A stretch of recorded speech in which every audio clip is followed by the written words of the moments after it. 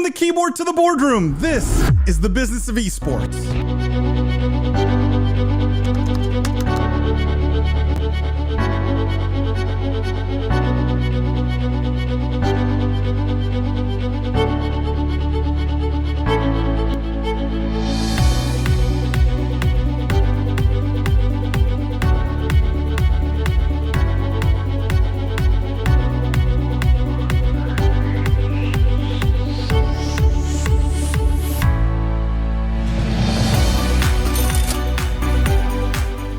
From the keyboard to the boardroom, this is the Business of Esports Podcast. I am Paul the Prophet Dawalibi. I'm joined today by my friend and co-host, the Honorable Judge Jimmy Baratta. For those of you who are new here, welcome to the official podcast of esports. What we do is we cover the most pressing gaming and esports topics and news of the week, but we look at all of it through a business and C-suite lens. We dissect, we analyze the business implications of everything happening in this industry. For our regular listeners, thank you guys for tuning in every week. Thank you for all the love, the 5-star ratings and reviews. If you haven't yet, go leave a review on the podcast. I promise we're humbled by all of them. We read all of them, and it's so appreciated. Or even better, share the podcast with a friend, a colleague. That's how the podcast has grown. Jimmy, how you doing this week? Doing great, Paul. I want to start off the show with a new segment I just came up with, inspired by where in the world is Carmen Sandiego. I got to know, where in the world is Paul Dawalibi? I've been traveling so much this quarter. I'm curious where you've been this week. Back in Dubai. Back in Dubai. But I was the last few days in Riyadh for the STEP Saudi conference, which is like a cool startup. It's sort of like TechCrunch Disrupt, but for the Middle East is how I would describe it. Even though STEP does a separate conference in Dubai, this was the one in Saudi Arabia. Amazing. Moderated a panel with Brian Ward who's the CEO of Savvy Gaming Group, the monster $38 billion, PIF initiative around gaming. And I actually moderated a panel on e-commerce in the Arab world, which I thought was interesting. Both very interesting. I tried to bring a gaming angle to both of them, obviously. But and I imagine our guests will, or our audience will have access to that content soon. Is that something that we're going to be putting out? I think so. And I think there's some other conferences too that we finally got the footage from that may make it to the podcast feed. So as always, you guys get like thousands, our listeners get literally thousands and thousands of dollars worth of basically free tickets to all these conferences just by being subscribed to the podcast. Sorry, Jimmy, what were you going to say? Oh, I was just going to say on that note, yeah, I've been promising Comic-Con for a while. I promise, guys, it's still coming. I'm excited to share it. I think that's the only downside, right, to not going to the events themselves, is that you got to wait a little bit longer. But Yeah. it beats, say, $1,000 flight to the Middle East or to LA, depending on where you're flying from. Or more like $10,000 if you're flying Emirates business, right, Jimmy? Yeah. I wouldn't know anything about that. But no, it's always like I think, and I've been saying this for years now. But now that I'm here, I see it with my own eyes. Like the amount of energy and excitement around gaming in Saudi Arabia is just unreal. It's unreal. It's unlike, it makes everything in the US seem quaint in comparison, and sort of small in comparison. So incredible to be out there. Riyadh's an amazing city. I'll probably be out there a lot more often these days. So you guys will get a lot of free conferences to listen to. And there's Leap coming up in February, which if people are coming out to this part of the world, that'll be a cool one to go to. I think I'm on 3 or 4 different panels there. But that's another big conference in the region that I highly recommend people come to. Jimmy, I don't know if you had anything to add this week or how your week was. I know you and I, again, when I'm traveling, it's kind of crazy, but I don't want to delay any longer. We have an amazing couple of guests on the podcast this week, actually. It's always fun when we have a bigger cast. We have none other than Kristin Anderson and Samir Bolar, who are the CEO and COO, respectively, of FitGMR. Kristin, Samir, welcome to the Business of Esports Podcast. Thank you. Thanks for asking us to join you. Yeah, thanks, guys. Guys, for those of our audience that maybe don't know about you, don't know about FitGMR, would love both of your backgrounds, a little bit about who you are, how you got into gaming, why you got into gaming, and a little bit about what FitGMR does and what you're focused on these days. Yeah, I can kick things off. My background is in finance. So I'm a former investment banker. I worked at JP Morgan beginning in the mid 90s and worked mostly in leverage finance, distressed debt, distressed M&A. Which is very far from gaming, but that is my background. I did leave the bank for a stint. I guess maybe this was a foreshadowing of my future career, but in 1999, I had just gotten back from spending 6 months working on LBOs in London, and the whole .com revolution was happening. And a woman I had worked with called and said, "I'm starting a company." She had moved to San Francisco and, will you read our business plan? I said, I love it. I want to move to San Francisco. I want to do the .com thing. And she said, well, come. So I quit my job mid-year and I moved to San Francisco for a year. And a year later was 2001 and the bubble burst and everything crashed. And I called my old boss back and I said, so Zing data didn't work, but I've definitely just gone through my first real restructuring and went back to the bank, almost a year later. So that is, my background. It's ironic. I'll get into what FitGMR is, but I think a lot of what I experienced are some of the things that lead to pitfalls in gaming that I experienced in banking, which is spending a lot of time, sometimes 20 hours a day in front of a computer working, using my cognitive skills as my asset. And that led me to being in my mid 30s and having a really successful career, but having a very unbalanced, unhealthy life. And I ended up leaving banking again mid-year one year, just saying, I have no idea what I want to do with my life, but I know that I'm not doing this anymore. And I dove pretty hard into health and well-being. I'd always been, physically active. I ran marathons, but studied yoga, meditation, became a yoga teacher, CrossFit level 1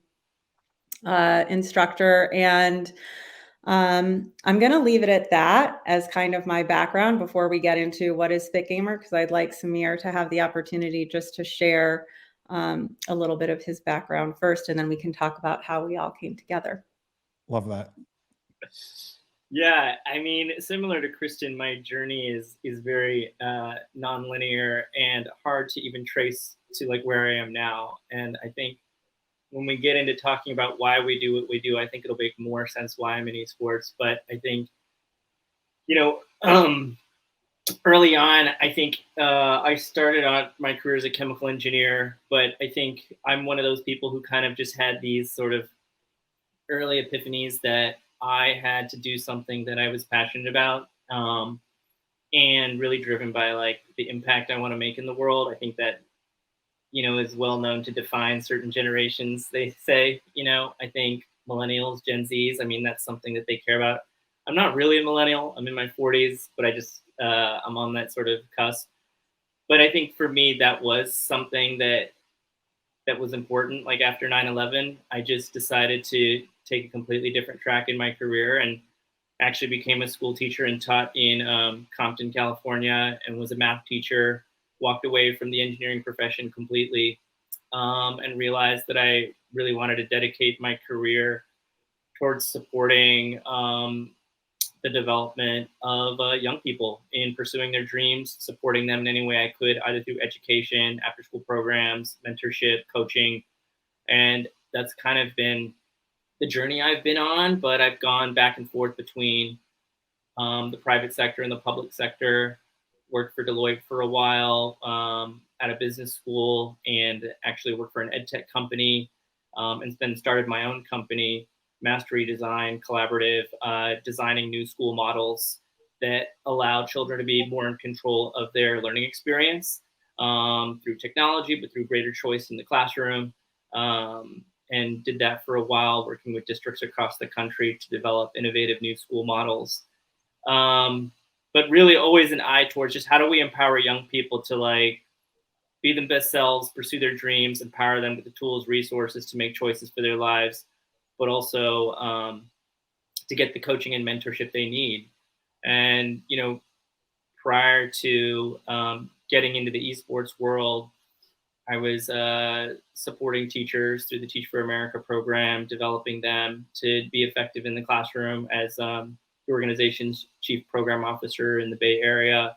So was really focused on developing coaches, effective instructional coaches, as well as then producing great teachers in the classroom. So that was kind of a big part of what I was doing before I came into esports.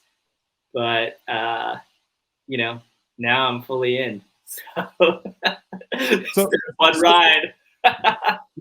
Both of you from non-gaming backgrounds, talk to me about FitGMR and what you guys do there.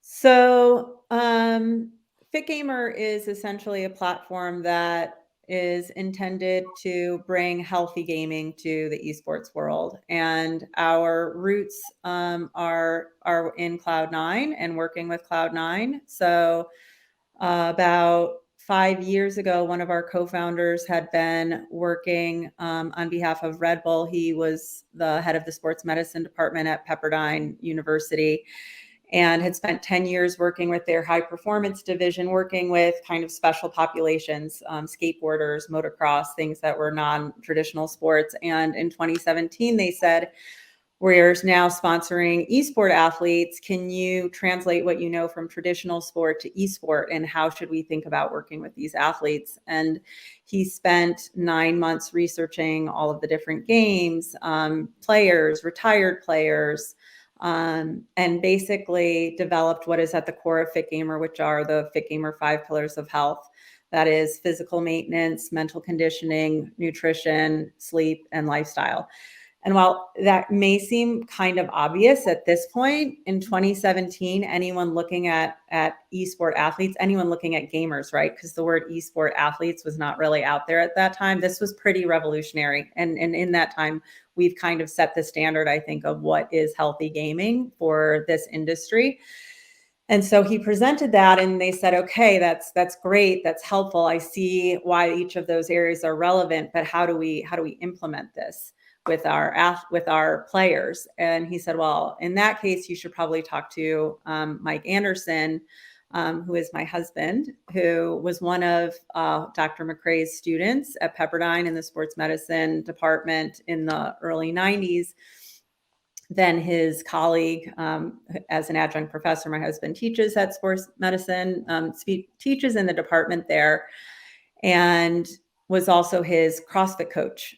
We owned a gym or still own a gym in Malibu, CrossFit Malibu. So he said, Mike is really good at working with special populations. And that's how I think of esport athletes. And they said, great, we work with a team called Cloud9. They're in Santa Monica. Let's have him work with them. And so it was probably a year and a half in that my husband came home one day and said, you know, apparently I'm working with like the New York Yankees of esports. Like he had no idea who he was working with. He just knew that there were these young kids that he'd go in, the owner of the team, the coaches, the staff, and he would work with them and bring, you know, health and wellness and the 5 pillars of health.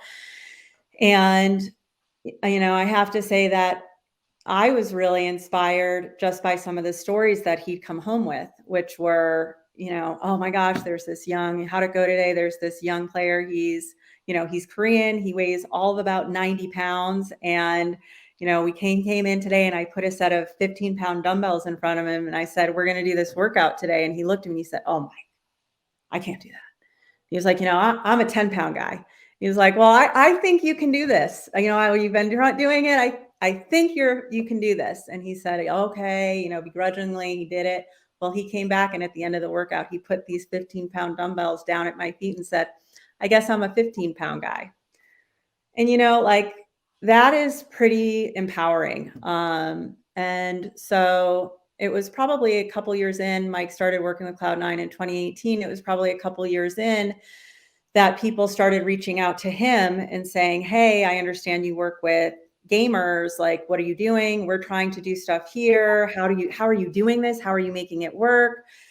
And Dr. McRae had also been brought into another company that was developing a product for the space. And he also brought Mike into that. And I kind of got brought into the conversation. And together we said, you know, there's really something more here, you know, it is like FitGMR.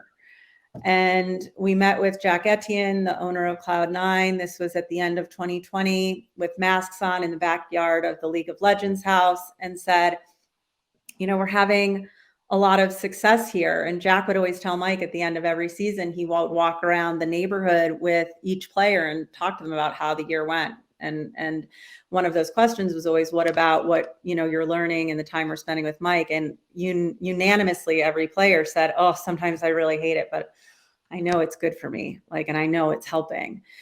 And so when we said we're having a lot of success, we'd like to maybe think about how we could bring this to the rest of the industry. And we asked Jack about that because there are some team owners who might have said at that moment, listen, this is our competitive edge. We're the only ones who are really doing this right now, and I don't want to share it.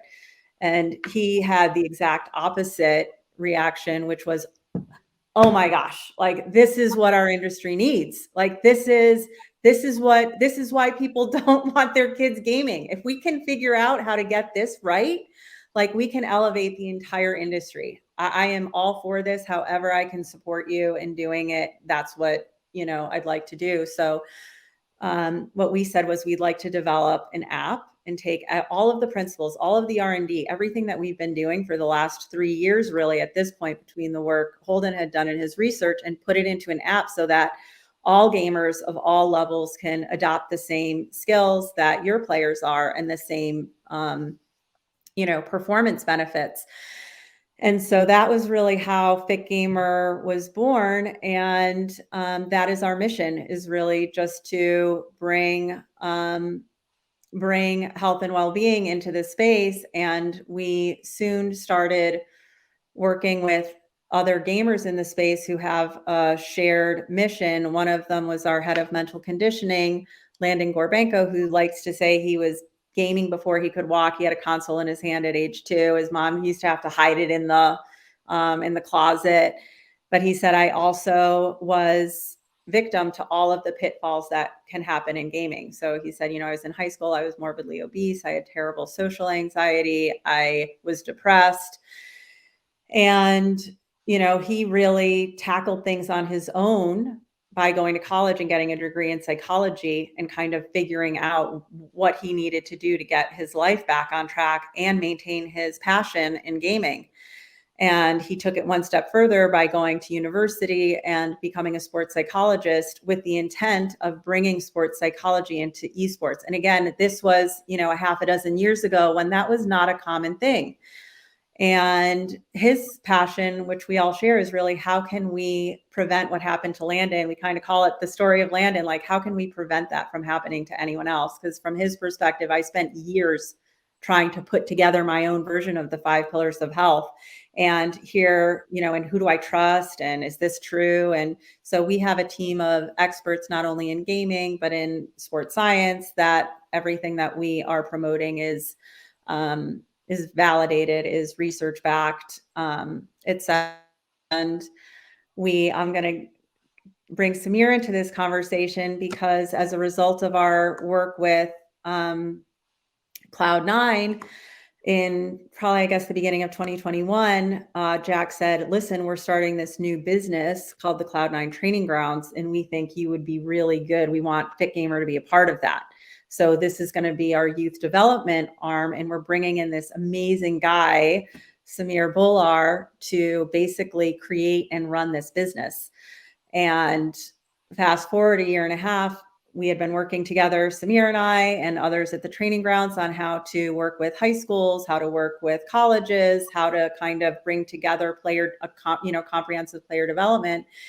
And at the end of the summer, it just kind of became clear that Cloud9 wanted to focus on their teams and really have that be their sole focus. And it was, hey, you guys are already doing all this stuff together. Maybe you should officially be together. And so the Cloud9 Training Grounds and FitGMR merged in August of this year.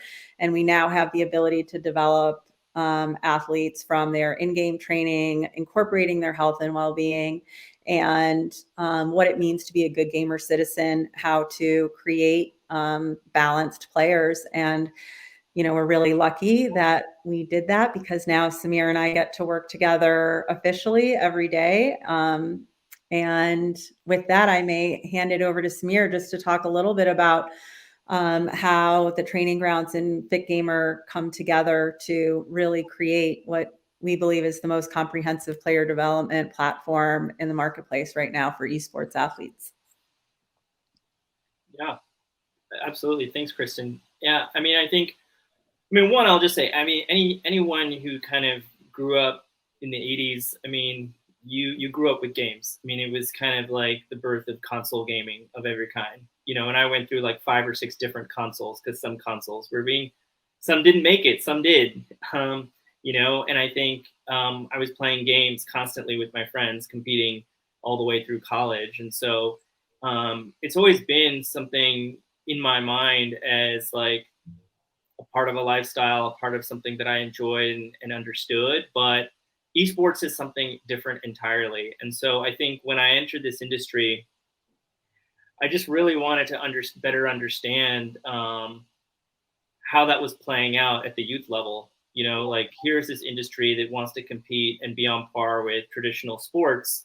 And so how does that then trickle down into the sort of player development pipeline? And what became clear to me in talking with Jack, and as he talked about training grounds and his business he wanted to create for youth around esports, it was clear that he was seeing the gaps that so many of us see in sort of the player development pipeline, whether it's people going into esports, going onto college teams, or even people who come to him wanting to play pro. They just simply aren't ready. And not only are they not ready, but they don't even understand what it would take to play at that elite level, and like what would need to go down in terms of their own preparation, both from a physical, mental, and lifestyle standpoint, to be ready to compete professionally. And so the further down the chain you go, you realize that, wow, there's really even no infrastructure at the scholastic level to support the development of players. And you have high school esports teams that are really just after school clubs. They're being supervised by teachers who aren't getting paid, who don't have any expertise in either coaching esports or playing them. And they're just creating a space for their kids. Now, obviously there's exceptions to the rule, and there are some exceptional esports coaches at the high school level that are developing great players, but systemically, structurally, those programs just simply don't exist at the state, local, regional levels. And so Training Grounds was born out of Cloud9 as an effort to really create structure and rigor around how we develop players around the games they love to play. So all of our training was designed to be game specific, legal. Every game we trained on and currently train on through the Training Grounds program was tied to a game that Cloud9 played professionally. So that's why we picked the games that we focused on. But really, the training was going to be focused on 2 things. One is training as a team. So yeah, there's a lot of players who train individually, solo queue players, they pay for private coaching, but they're really just focused on themselves. So we decided early on that everything we do would be about team-based training on a specific game and the unique dynamics of playing as a team within a given game. But then the second key piece was like, and we're going to coach it live. We're going to invest in a whole cadre of coaches that play this game really well and coach the teams. So we put together a cohort of over 150 coaches that were in the top 1% to 2% of their game to provide game-specific training on these various esports titles. And it's been a great experience working at the collegiate level, the high school level, training teams, and being able to now join FitGMR. I think it's just been so much more intentional and focused. Like Kristin and the team, and we now have all the time to dig deep. And as Kristin mentioned, I think it's just hard for any esports team to kind of hold these sort of side businesses alongside with running great professional esports teams. And so I think it just made so much sense for us to merge with FitGMR so that we could exclusively focus on this business and grow it in a way that we just probably couldn't have grown under Cloud9. So it's a win-win for both sides. Guys, can we, I'm curious to talk a little bit about like data or results. The esports teams are struggling to monetize their business. And so like, is there a direct correlation between the work you guys do from a health, wellness, psychology, performance standpoint and sort of end result? Like, is there any data, because you guys have been doing it for years now? What is the sort of the direct correlation or causation between the kind of holistic work you're doing with players and the results or the improvement in results?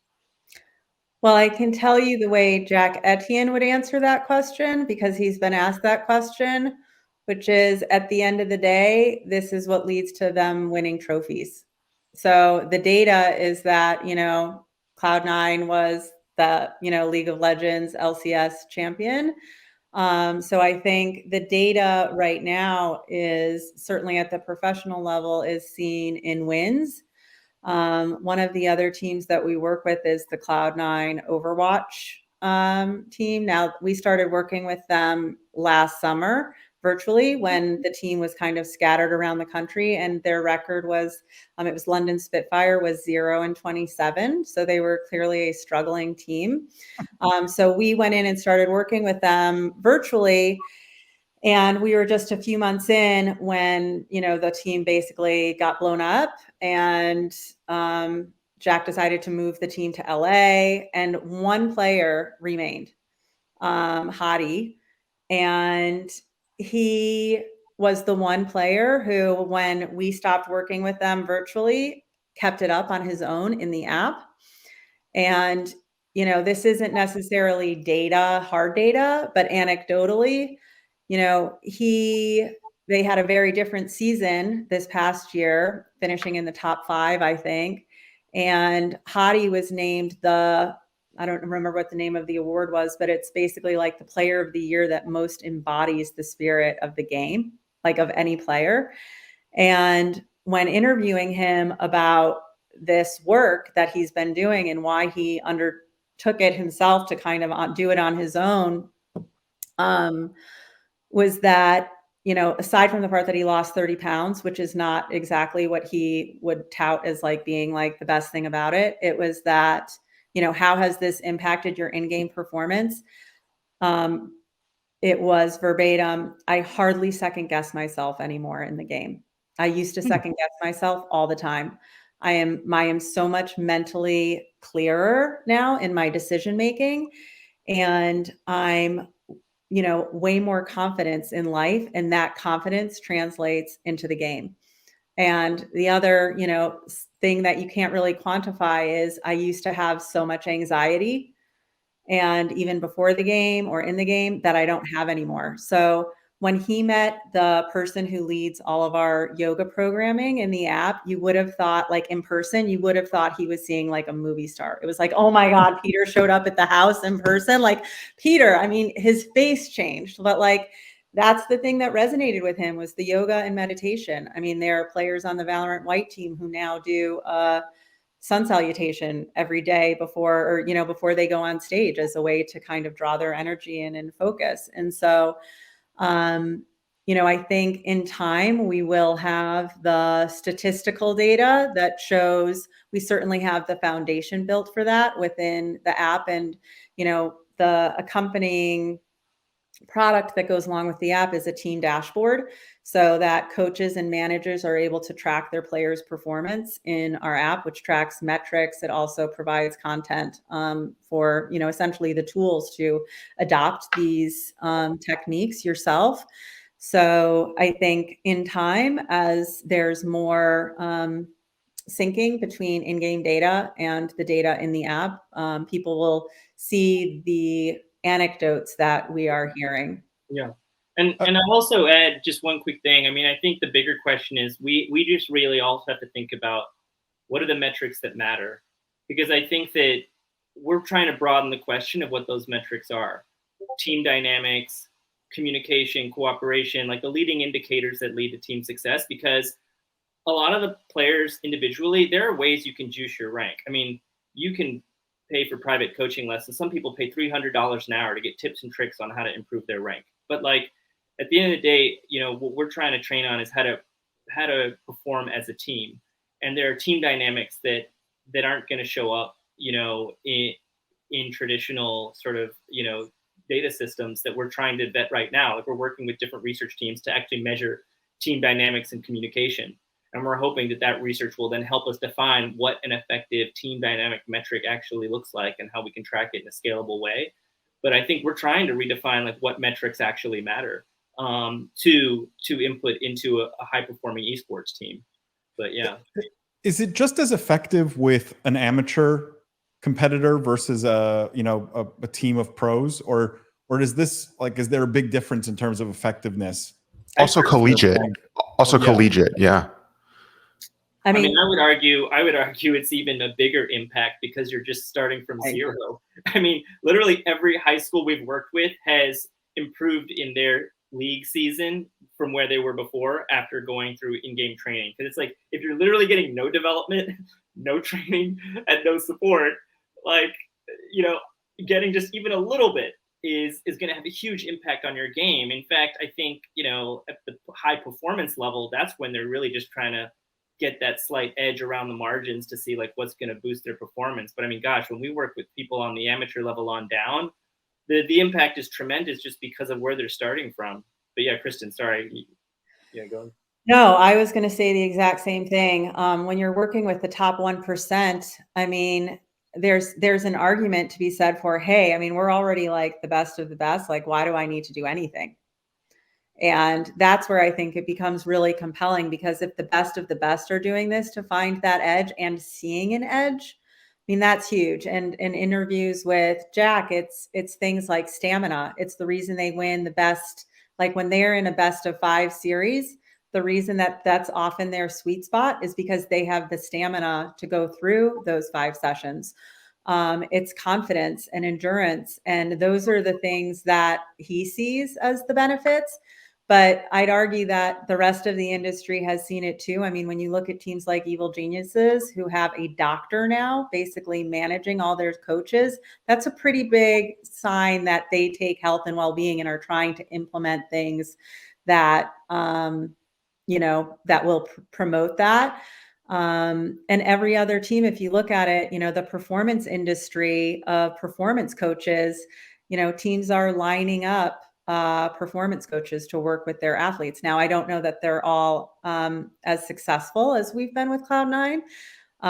We were with the team in New York at the championships, and I know my husband was with players in the gym, and that there were coaches from other teams, since everyone stays in the same hotel, coming up to him and saying, "Oh my God, how do you get these guys to do this?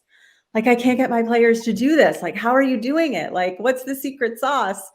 And I think that is what we're trying to bring to the market. So I'm curious, guys, you spoke to, I think, starting the business a number of years ago, what innovations or what kind of breakthrough metrics that you were monitoring and performing that were seen as truly revolutionary at the time that are perhaps better understood now and more common.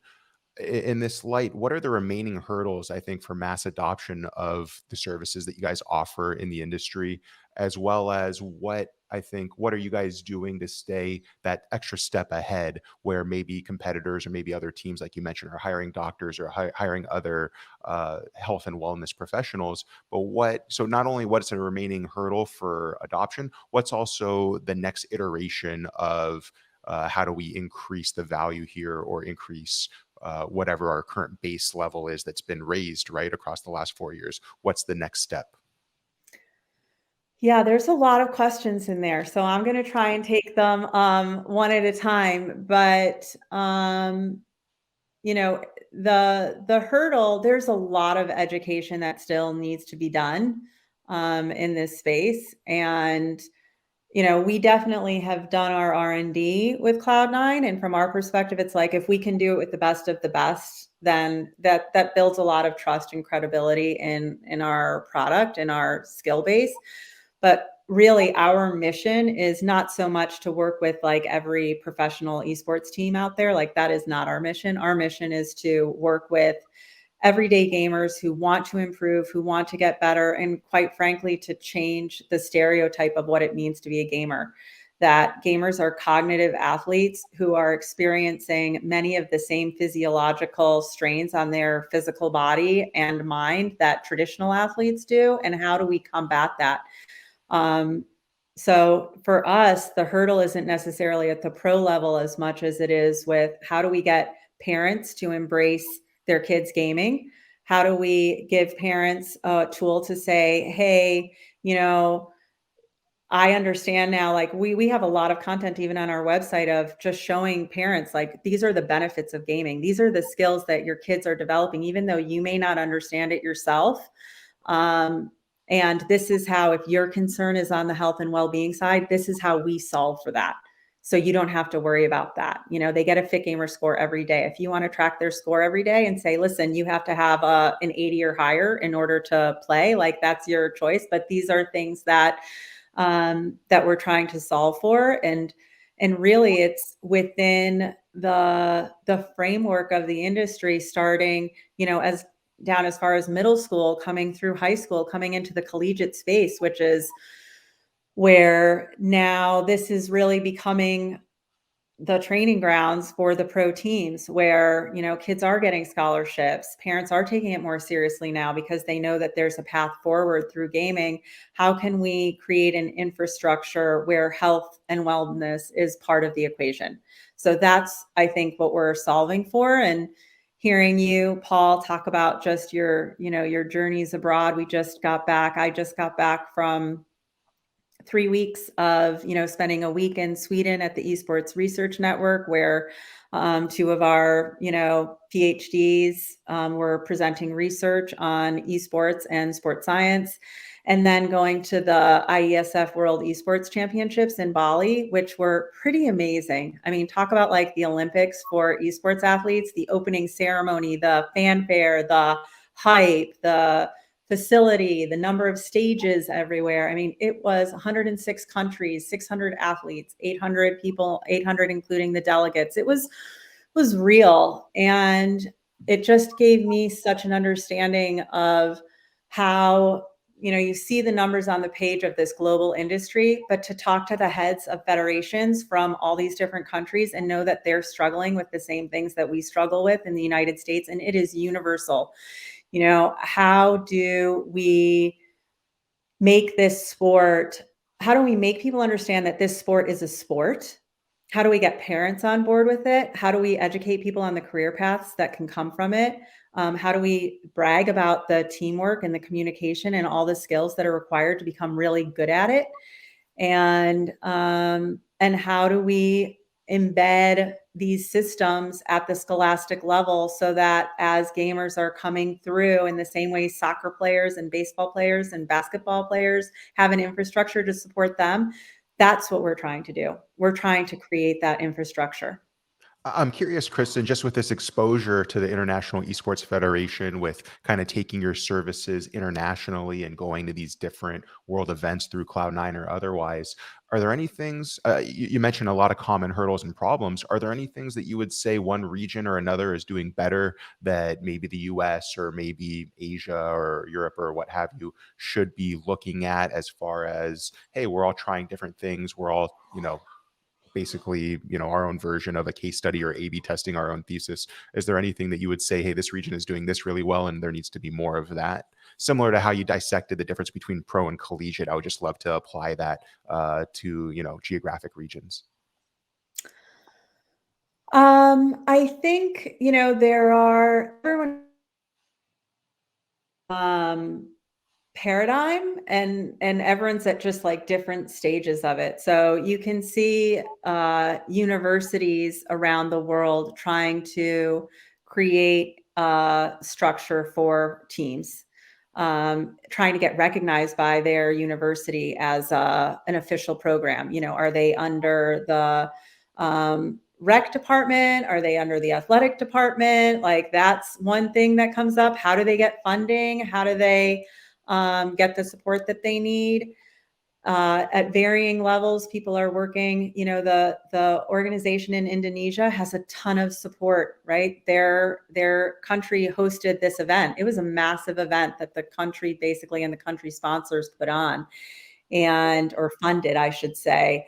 And they take this space seriously. They're already working with schools. They've got curriculum going through their schools on esports, and they're definitely one of the countries that we met with, at least, that are, kind of on par with, I think, where we're at scholastically in the United States, which is still very fractured. It still is kind of a mess, to be truthful, but it's starting to kind of find its way. There are other countries that know that's the path that they need to go down, but aren't quite there yet. Everyone's looking for funding, which you kind of alluded to before and in a different vein. But, how do we get these programs funded is a big question for everybody. I don't know if that answers your question, but, I guess there's one of the things that Samir was, I think, getting at is we are also trying to find a way to just train better. We know that there's a philosophy in different regions and even, all over that, if you can spend 14 hours at your computer playing a game, you're going to get better at it. Well, we'd like to throw some, we'd like to question that. Is that really the case? Is there a way to train smarter? Because in other sports, there is no benefit to just doing it over and over and over again, because your body would actually physically break down. Well, guess what?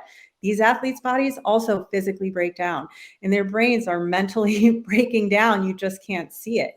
And so one of our partners that we work with is a company called Curia that has a software system that they've been developing for the last 4 years, which uses pupil dilation, eye trackers, EEG, galvanic skin response, basically biometrics for gamers. So they are our partner in trying to, they like to say that the pupil is the heartbeat of the brain. So you can see from someone's pupil dilation and how things are reacting, how fatigued they are, where their focus is, where they're paying attention to, how quick their response time is. And so can we use technology like this, comparable to in other sports, to say, hey, now is time to take a break. Like, there is actually no gain to you playing for the next, however many hours until you are recovered. Like, no one's thought about that. We're trying to think about that, and find ways for people to train smarter, or to use this technology to say, hey, there's a new champion coming out.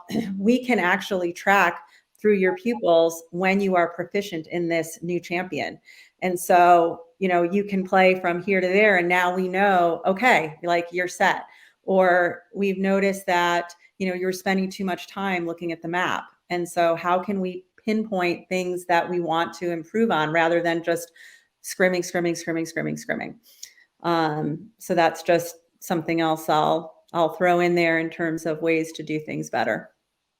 That's interesting, especially in the context of, I was watching the start of Race to World First for WoW recently, and Echo Esports today said they were going to do a 20-hour run, like a 20-hour straight, doing splits and things like that. So it's interesting to hear that, and especially in the context of what some teams try and do. I have one last question, guys, and it's sort of, again, topical and relevant, and I'd love your reaction to it. It was an article just, I think, from last week, and some people have sort of cheered it as a victory, and I think I know what your take's going to be on it. But the article was something to the effect of, gaming actually burns, a good number of calories, right? If you do a 6-hour or 8-hour session, it burns like 1,400 calories, and so you don't need to go to the gym, right? Gaming burns all these calories.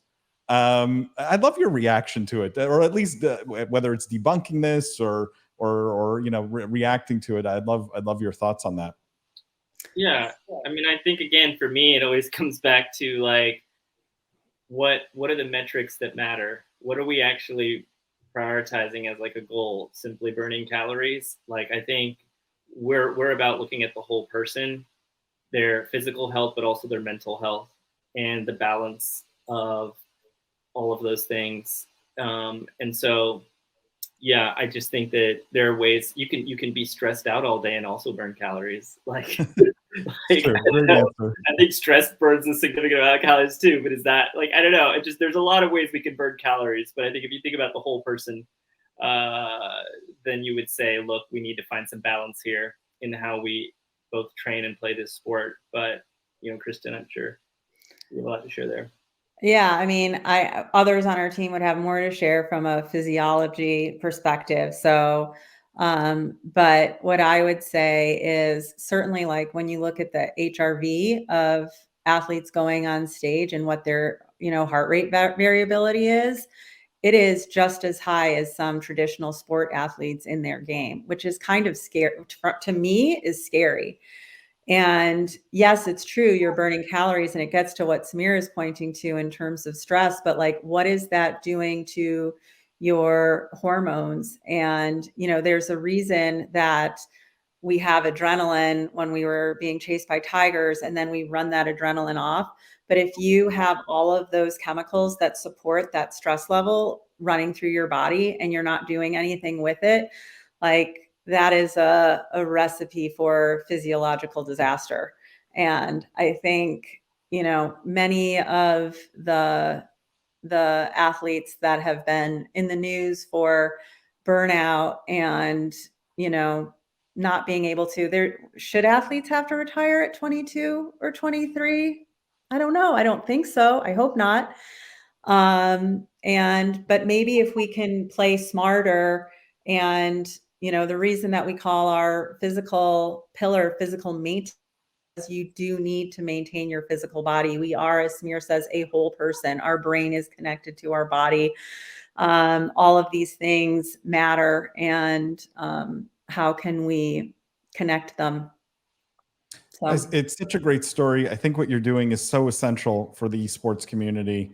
How if people want to find out more or follow you or follow FitGMR, where can they find out more? Where can they follow? Our website is fitgamer.gg. Our app is in the App Store and Google Play. If people have schools or they want their school programs to be involved, they can reach out to us there. They can buy our team dashboard. They can have our coaches. I mean, Samir and his team have trained 150 coaches in the principles that Cloud9 was built on. So we have coaches out there training high school teams, collegiate teams, players, that we run a league, a coached league, so that anyone can sign up for a league and play. But at the training grounds and with FitGMR, you sign up for a league and you have to try out. You get put on a team, you get assigned a coach, you get health and wellness coaching, you get a platform to track, to develop new habits. And so those are all products that we have that are available on, right now, traininggrounds.gg and fitgamer.gg. Pretty soon we'll have, we're still working through our integration, but there will be one fitgamer.gg website that will have all of the Training Grounds products there as well. But love to have people download the app and check out our content vault, because there are workouts that we do with Cloud9. There's mental conditioning content, a whole vault of things like how to manage tilt, how to talk to your teammates, how to create a high performance life. There's nutrition videos with our partner Nutrition Networks, which has nutritionists all over the globe. It's a South African company, creating that content for us that actually explains why, sugar is bad. Like, we all know sugar is bad, but why is sugar bad? Sleep content and go outside and play is our kind of mantra for our lifestyle pillar. And there's tons of videos in there just to inspire people to, maybe do Sudoku or listen to music, but listen to it consciously. Go outside and try and balance on things, like go to a kid's playground and try some things out. A lot of different ways to step away from the keyboard and try and inspire people to try something new and to go outside and play. So lots of content, create new habits, get some training, sign up for a boot camp, lots of ways to get involved with us. I love it. I think everyone should go check it out. Fitgamer.gg. Kristin, thank you so much for being on the show. Samir, thank you. Jimmy, thank you as always. Just a little bit of housekeeping for our audience. Don't forget, follow the Business of Esports everywhere on YouTube, Instagram, LinkedIn, Twitter, TikTok, you name it. There's content on all of these platforms. You should definitely check it out. We're Biz Esports or Business of Esports everywhere. Also, don't forget, every Wednesday at 2:30 p.m. Eastern time, we do a live stream. It's all the news from the week. It's a big cast. It's a lot of fun. You get to interact with us directly. So that's Wednesdays, 2:30 p.m. Eastern time. And it's our weekly news show. Definitely show up for that. And don't forget, the most important thing of all, guys, the future is fun. We'll see you next week.